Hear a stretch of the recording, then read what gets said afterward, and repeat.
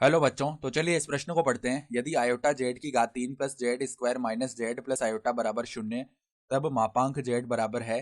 तो यहाँ पर देखो, इन चारों विकल्पों में से हमें सही विकल्प का चयन करना है। तो प्रश्न में आगे बढ़ने से पहले इस प्रश्न से संबंधित जो भी मुख्य अवधारणा है उसकी हम चर्चा कर लेते हैं। तो देखो, मुख्य अवधारणा क्या आएगी। हम जानते हैं कि आयोटा स्क्वायर का जो मान है ना, वो -1 के बराबर होता है। सही बात है। तो अब देखो, हमें संबंध क्या दिया हो यहाँ पर कि आयोटा जेड की घात 3 प्लस में क्या है, जेड का स्क्वायर। फिर देखो, माइनस में जेड लिखा हुआ है, उसको हम ऐसे लिख सकते हैं। देखो यहाँ पर प्लस लगा के फिर -1 गुणा में जेड ऐसे लिखा जा सकता है ना। और प्लस में क्या है, आयोटा बराबर में 0। तो अब देखो हम क्या करते हैं, आयोटा जेड की घात 3 इसको ऐसे ही रखा, प्लस में जेड स्क्वायर है। अब -1 के स्थान पर हम आयोटा स्क्वायर लिख सकते हैं ना, तो प्लस में आयोटा स्क्वायर जेड लिख लिया, प्लस में आयोटा बराबर में 0 है। तो अब देखो हमने क्या किया, ये सभी पद योग में ही तो है, तो इनका हम क्रम बदल सकते हैं। यानी आयोटा जेड की घात 3, फिर हमने क्या लिख लिया, प्लस में आयोटा स्क्वायर जेड, इस पद को पहले लिख लिया, प्लस में लिख लिया जेड स्क्वायर, प्लस में आयोटा बराबर में 0। तो अब देखो, पहले दो पद में से अगर हम उभयनिष्ठ निकालना चाहें तो आयोटा जेड को उभयनिष्ठ निकाल लिया, ठीक है। अंदर क्या बचेगा हमारे पास, जेड स्क्वायर प्लस में आयोटा बच जाएगा। फिर आगे वाले दो पदों में से एक को उभयनिष्ठ निकाला तो जेड स्क्वायर प्लस में आयोटा बच जाएगा। ये किसके बराबर है, 0 के बराबर।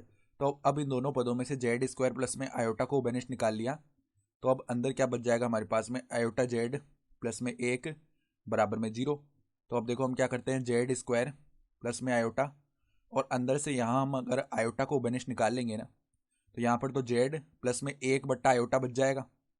सही है। और ये 0 के बराबर है। तो अब देखो यहाँ पर 1 बट्टा आयोटा लिखा हुआ है, तो अब यहाँ पर हम दोनों तरफ यहाँ पे ऊपर और नीचे आयोटा से गुणा कर लेते हैं। तो आयोटा बट्टा में आयोटा स्क्वायर बनेगा, इसका मान क्या हो जाएगा, आयोटा बट्टा में -1, यानी माइनस आयोटा लिख सकते हैं इसके स्थान पर। ठीक है, तो 1 बट्टा आयोटा को हम क्या लिख लिए, माइनस का आयोटा, यानी जेड माइनस आयोटा लिख सकते हैं ना यहाँ पर। ठीक है। तो अब देखो यहाँ पर ये आयोटा तो 0 के बराबर हो नहीं सकता, या तो क्या हो सकता है, जेड स्क्वायर प्लस में आयोटा 0 हो, और या क्या हो सकता है कि जेड माइनस आयोटा जो हो वो 0 के बराबर हो। सही है।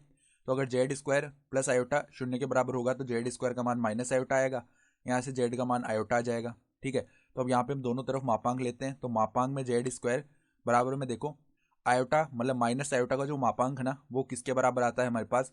हम जानते हैं, देखो कोई भी सम्मिश्र संख्या हो जेड बराबर a प्लस आयोटा b, तो उसका मापांक हम कैसे लिखते हैं, यानी कि अगर हमें मापांक जेड लिखना हो तो वो क्या आता है, देखो वर्गमूल के अंदर ए स्क्वायर प्लस में बी स्क्वायर। तो यहाँ पर देखो माइनस आयोटा है, तो वर्गमूल के अंदर -1 का स्क्वायर होगा जो कि 1 आ जाएगा। ठीक है। फिर देखो इस जेड का मापांक लेंगे दोनों तरफ, तो यहाँ पर देखो मापांक आयोटा का मान क्या आएगा, वर्गमूल में 1 का स्क्वायर, उसका मान 1 ही बनेगा। ठीक है। हम देखो ये भी गुणधर्म जानते हैं कि मापांक जेड की घात n, इसका मान किसके बराबर होता है, जेड की घात n का मापांक। सही है। तो देखो हम इसको आगे और सरल करते हैं, तो जेड इसका स्क्वायर जो है वो 1 के बराबर आ जाएगा, और यहाँ पर तो जेड का जो मापांक है ना, वो 1 के बराबर है ही है। तो यहाँ से देखो मापांक है तो केवल धनात्मक मान लेना है, यानी यहाँ से भी मापांक जेड 1 के बराबर आएगा। यानी कि देखो विकल्प ए जो है ना, 1, वो हमारा सही विकल्प हो चुका है। तो आशा करता हूँ कि आपको ये प्रश्न समझ में आया होगा। धन्यवाद।